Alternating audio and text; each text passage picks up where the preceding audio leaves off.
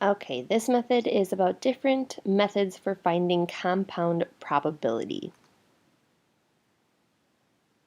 So the first example, when spinning the spinners below, what is the probability of first spinning an A, let's fix that, and then a 3? So written as probability of A and then 3. Now you have a couple different options. You can use a tree, you can use the probability table, or you could make a list of the possible outcomes. Now this one seems like it could have quite a few possible outcomes, so I think I'm going to go with the table. And you have, again, a couple different ways that you could set this up. So our first spinner has A, B, C, A, and B. So I'll go through 2 ways of how you could set up the table, and you get to choose which one. I'm going to first go with showing you where you write out all the different options. So there's 5 sections of the spinner. 1, 2, 3, 4, and 5. Perfect. Okay. And then on this one, there's 4. 1 through 4. 1, 2, 3, and 4. Okay. So then you want to go ahead and label everything. So we have A, B, C, A, and B. Okay? And then we have 1, and I'll use a different color for this. We have 1, 2, 3, and 4. So then you use the table like you would a multiplication chart. You want to see where they meet. So this one, everything in this row actually, you've spun a 1. In this row, you've spun a 2. In this row, you've spun a 3.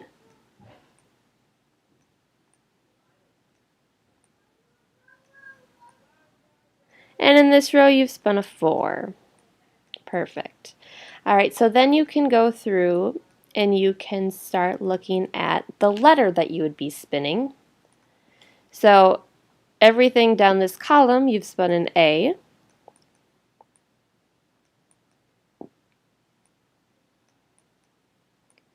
And everything in this column, you've spun a B.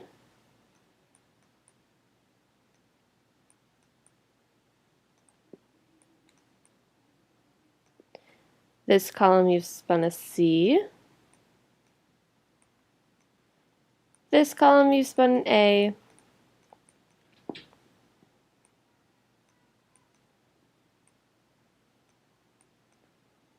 And then this column, you've spun a B again.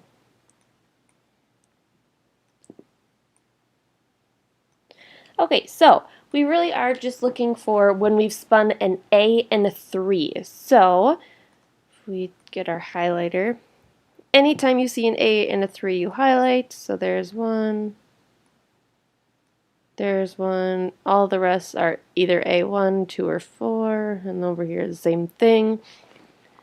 And the rest of the 3s have a B or a C attached to it. So those ones will not count as well. So we would say for the probability, let me get back to my pen. For the probability of getting an A and a 3, we highlighted 2. So there's 2 out of, and then you want to find the total number of possibilities. So we have 5, we have a 5 by 4, so that's 20, so 2 out of 20. But I'm looking and I see that I can simplify that answer. I can divide by 2 and I get 1 out of 10, so that is the probability. You could also set it up in a similar way, but let me just set up that table first. Now we can look and see that there's only 3 different options. We have A, B, and C. And then we still have 4 different options, 1, 2, 3, and 4. So I'm going to just do 3 options along the top for this first spin, and still 4 along the side because we have 4 different numbers. Okay. So then to set this up, we actually need to know the probability for each one. So looking up again at our first spinner, we have 2 A's out of 5 possible. So for A, the probability is 2 out of 5. We can go back up and look. There's 2 B's out of 5. So the probability is 2 out of 5 again. Ooh, that looks kind of crazy. And then we have C, which is 1 out of the 5 sections are labeled with a C. Okay, and then if we go and we look at the second spinner, we have the 1, 2, 3, and 4. They all have the same probability because there's only one of each number. So for this one, for 1, the probability is 1/4. For 2, the probability is also 1/4. 3 and 4 will be the same.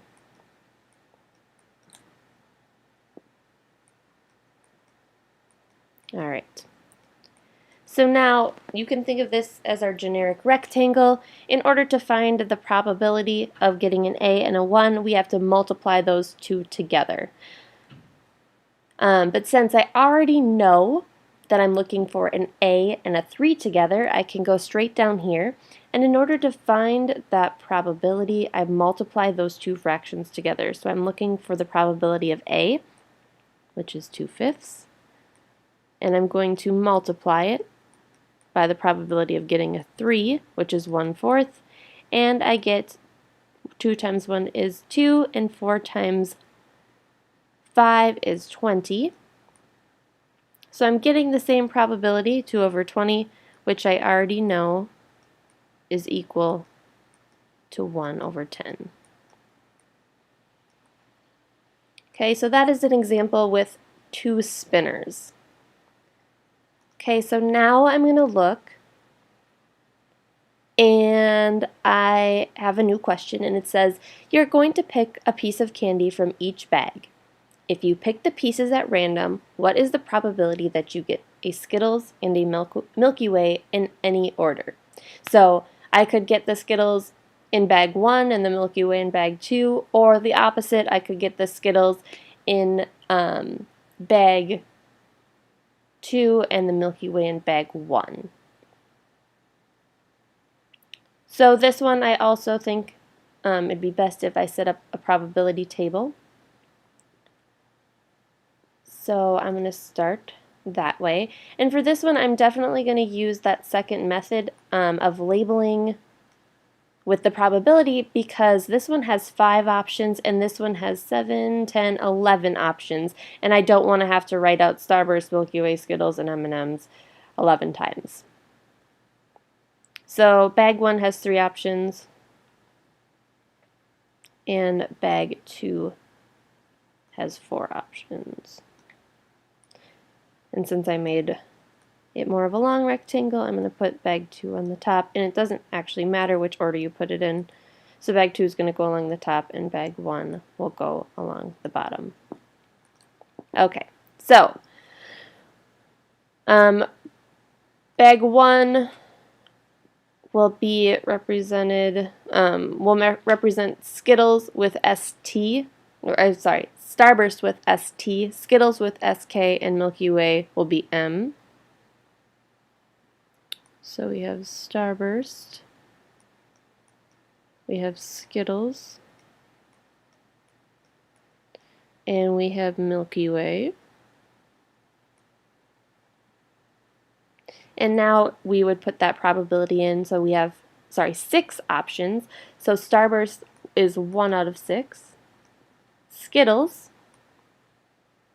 would be 3 out of 6. And Milky Way is 2 out of 6. Those are my probabilities. Okay, and then bag 2. 3, 7, 8, 9, 10, 11. Good, I counted right this time. So we have Starburst, which we said was ST, and that's going to be 3 out of 11. Milky Way is going to be 4 out of 11.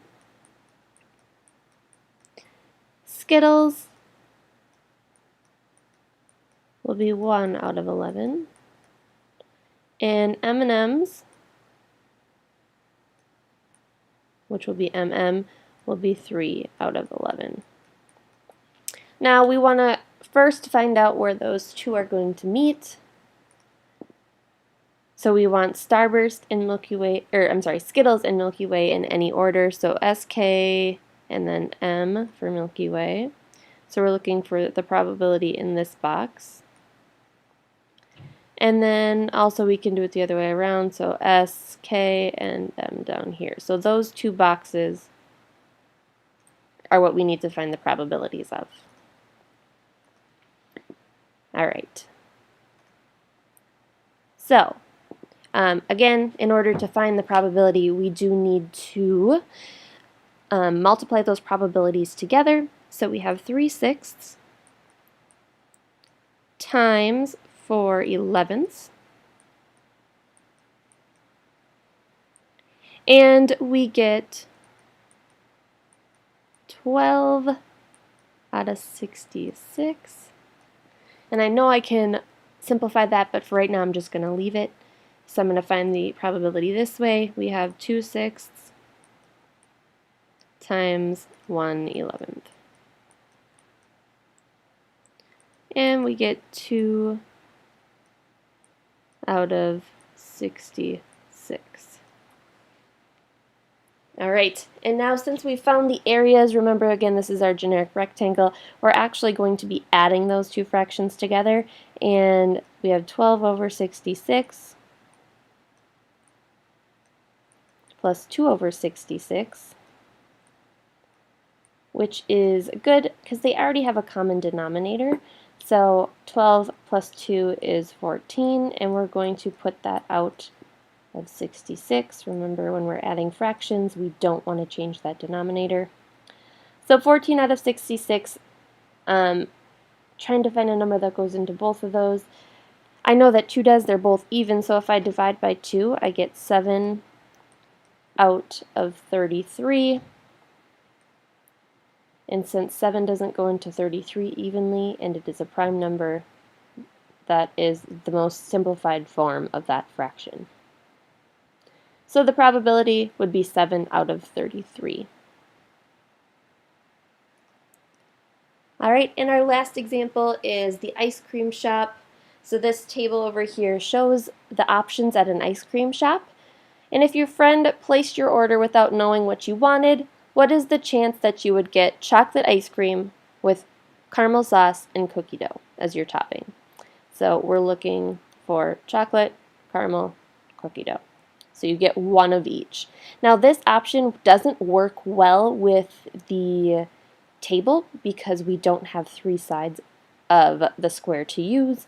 So we need to make a tree or make a list. Now either one would work, but you need to start thinking about how many that would actually be. Remember, vanilla can be paired with caramel, hot fudge, or strawberry, and then each of those can be paired with sprinkles, cookie dough, or the crunch. And that is a lot of options, so we want to start probably by making a table. Now, if you're really organized, you could definitely do the list, but if you're not, the table is probably going to be your best option. All right, so I always start off, I'm going to give myself a little bit more room.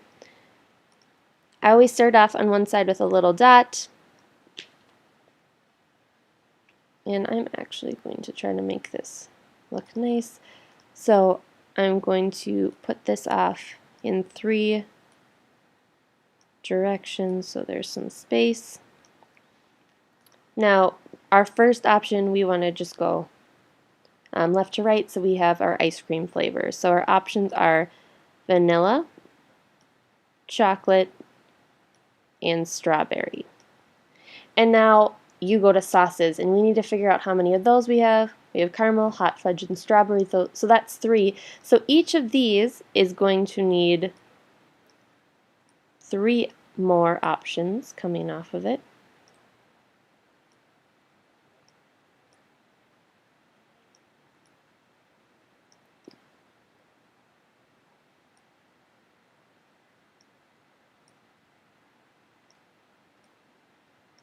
So that's the second layer. And we have caramel, hot fudge, and strawberry. Caramel, hot fudge, strawberry with chocolate again. And then with the strawberry ice cream, the options are still the same: caramel, hot fudge, and strawberry. Alright, and then for each of these, we also have the option of the topping. So sprinkles, cookie dough, or crunch. Sprinkles, cookie dough, crunch. Sprinkles, cookie dough, crunch. Sprinkles, cookie dough, crunch. We have to keep going with those.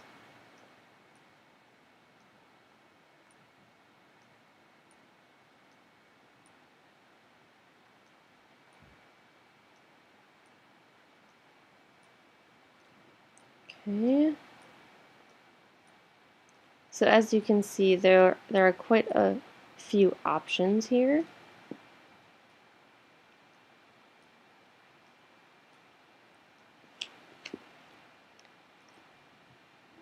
Alright. We gotta write all those out.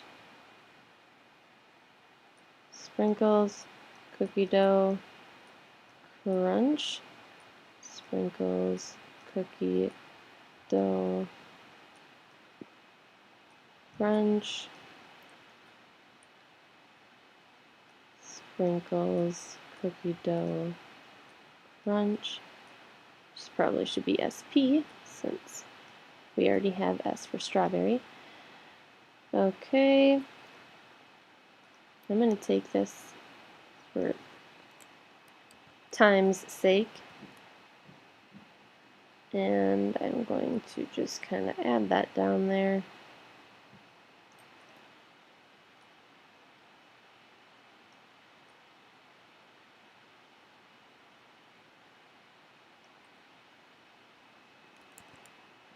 Not the best option, but for the sake of time, we will do that. Okay. So now we have to go through and count how many total options there are. So we have 3, 6, 9, 12, 15, 18, 21, 24, and 27. So our probability is going to be out of 27.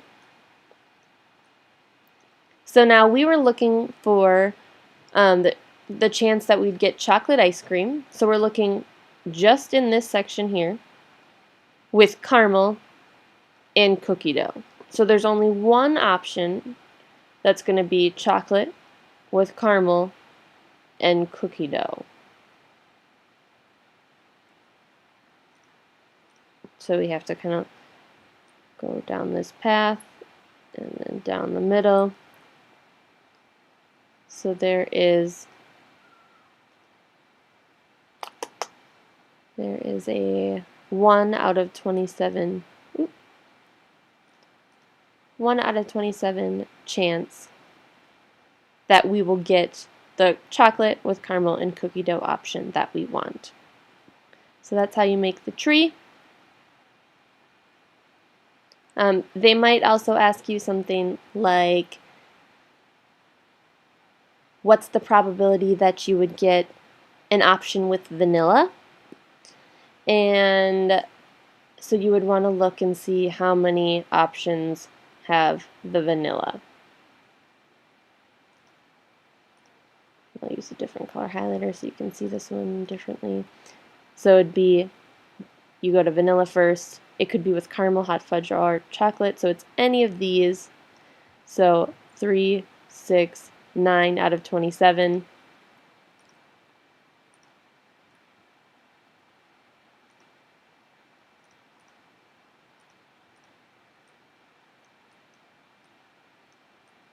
Which you could simplify this because 9 and 27 are both divisible by 9. So that would be a 1/3 probability.